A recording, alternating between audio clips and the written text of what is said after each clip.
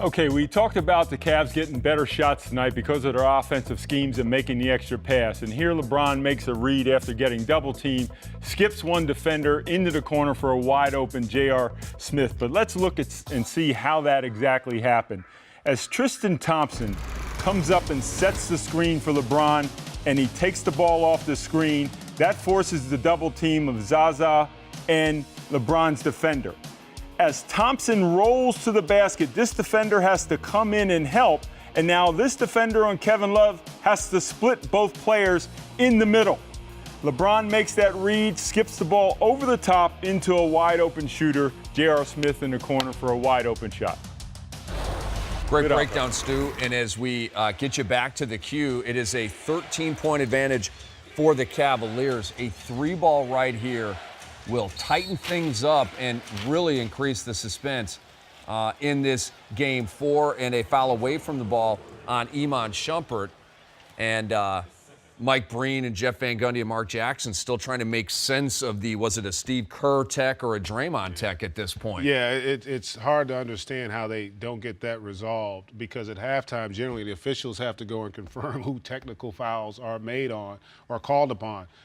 Going back to the game, too, though, that last play there, Iman Shumpert, away from the basketball, picks up a foul while they're in the penalty. Like, you got to understand time, score, and penalty in situations like this. In a must-win game, you can ill afford to give Steph Curry, Draymond, Klay, Kevin Durant. You can't give those guys free throws. You can't give Golden State an opportunity to set their defense. Greg, 86% in the first 3 games from the foul line for Golden State.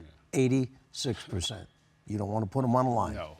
You know, it feels like an error in baseball. You know, you hear managers say, we got 27 outs. We can't give them 28 or 29 outs. It sort of feels like that. Yeah. And this is that stretch we were talking earlier, Stu and Coach. They're getting into their rotation now, are the Cavs, where they have not really had much of an impact.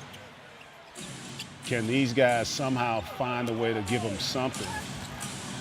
Deron Williams finally with his first basket of the finals after 11 misses through the first 3 games. Thought he might have gotten away with the travel there, too. Right when he caught it. As soon as he caught it and he took off, it could have easily been called a travel, but nobody needed a bucket more than Deron and the Cavs at that moment. Iguodala stymied by LeBron. Here's Livingston, mid-range game. Can't believe he missed it over Deron Williams. And I tell you what, that foul will go against Cleveland. But again, great offensive execution and recognition, putting Korver in difficult situations. On that one there, he's got to go down and try to keep Zaza Pachulia off the backboard. And I tell you what, that's a tough way to get a foul called against you if you're Kyle Korver. Pachulia 1 of 2 at the line in this game.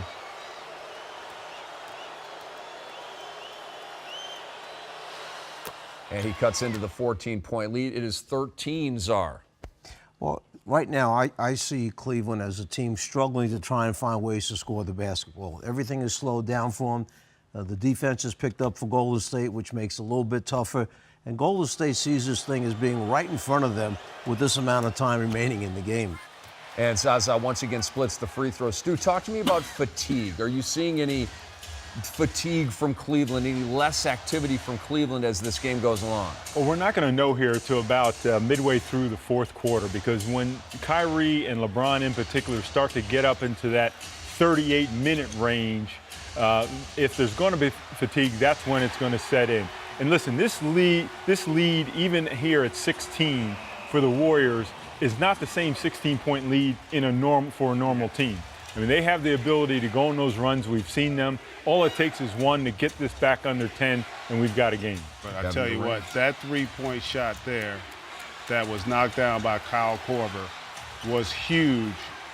In part, not only that he makes it, but how they got it. It was great execution, good ball movement there, and you can see a little bit of a scuffle. It's heated, it's intense down there.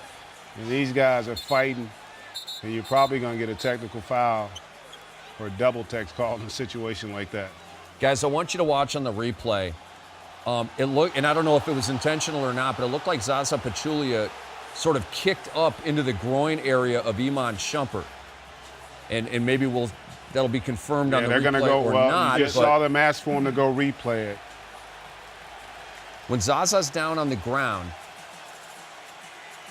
watch it, and wait for it to right there. Yeah, that didn't look intentional. He's just fighting for the ball.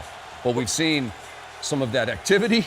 Last year, Draymond and LeBron, obviously Draymond and Steven Adams, so I wanted to keep my eye on that. I don't know. There's a punch. What you didn't see was the punch that was thrown there to the groin. And that's what they're going to look at. It wasn't so much the kick, which I do think was inadvertent, but what we just saw on that replay, that there was an arm that went to the groin area. The second replay from behind clearly shows the arm coming up into the groin area. The first one, the kick, as Greg said, that was not intentional. No. It was just a leg as they're scuffling. But then the arm, you see it from the back one. And they're going to go and review look that. at That's the a bench. big play. Bench is kind of talking to people behind them there. Well, you know, with the finals, you're going to have one heightened security. You got a ton of people there, and there's some kind of a skirmish. You see the security and the police out there at this point. It is intense, to say the least. Could be the final home game for Cleveland this season. And let's see if we can see it on this angle. We were so focused on the feet initially, but we didn't see the right hand of Pachulia. Watch right here. You're going to see as he comes away, Shumpert, he definitely got a shot. And we've had enough groin action in the NBA finals the last couple years. Particularly between these two teams. Well, it's a whole reason the officials go to the replay. They have the ability, when you have an altercation like this on the floor, to go to the replay, and then they can, following the replay, issue flagrant fouls, technical fouls, or any other punishment. There was two of them that the first time you could argue he was pulling away, and you see a fan there a little overzealous, won't be watching the end of this one from his seats. That fan was talking with Matt Barnes, and he has been ejected. And it looked like Matt Barnes, who's had emotional issues, obviously, in the past, was doing a decent job of controlling himself. You know, now it's important to note now, if they go to the replay and determine that he did take a swing, whether he makes contact or not, he's ejected from the game. He should be ejected from the game. Would there be a subsequent suspension beyond that, Stu? Well, you don't know that. I mean, that's for the league office to review. But in game, if you take a swing with a closed or an open hand, whether you make contact or not, it's an automatic ejection. Have you ever seen a game with more stoppage than this game? It's been a while. Think about how long players have stood around waiting for reviews, waiting for decisions. And at this point, you know, if you're Golden State, you feel like you're starting to get some momentum. Not a bad defensive quarter when you compare to giving up 86 in the first half. They've only given up to 23 points at this point, so they've had a terrific defensive quarter.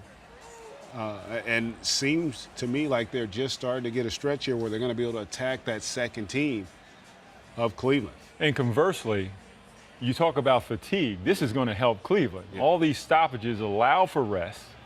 They allow LeBron, allow Kyrie to catch a blow. And, you know, these stops and starts, I think, is to Cleveland's advantage. I agree with that, and then I ask you this question. However, when you stop and it's for this long, can a player start to kind of cool down a little bit? He's, you know, getting out of that rhythm that they may have had. You had Korver finally hit a shot.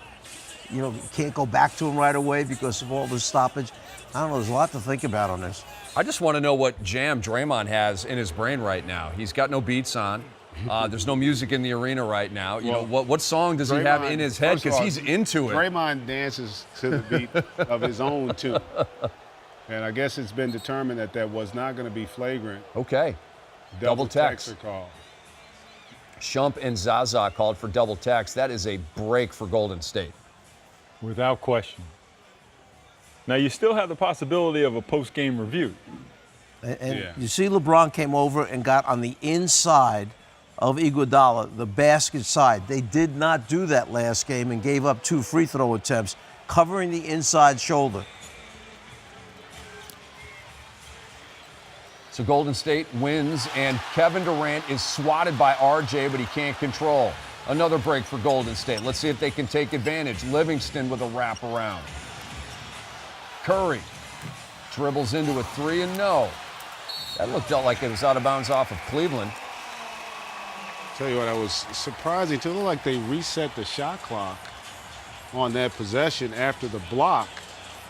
Not sure why they did that because Cleveland didn't get possession of the basketball. Jefferson lost his balance there. And that looks like, to your point, Rick, clearly it looked like it was off LeBron on that possession. Stu, the refs are having a tough night tonight.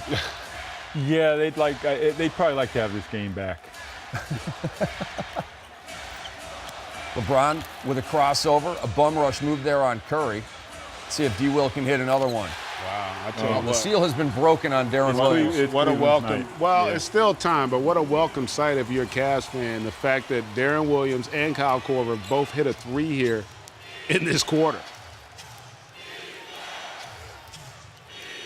Leads back to 19. Curry and Thompson have been non-existent in this game, and as I say that, Curry smashes a very difficult 3. 10 seconds to go in the third quarter. LeBron step back over Iguodala. It is Cleveland's night. Right back at you. 2.7 for Durant. He will hoist. Line drive. Whew. That looked like it was going to go. 115-96. Cleveland trying to stay alive and force a game 5 and looking good with 12 to go.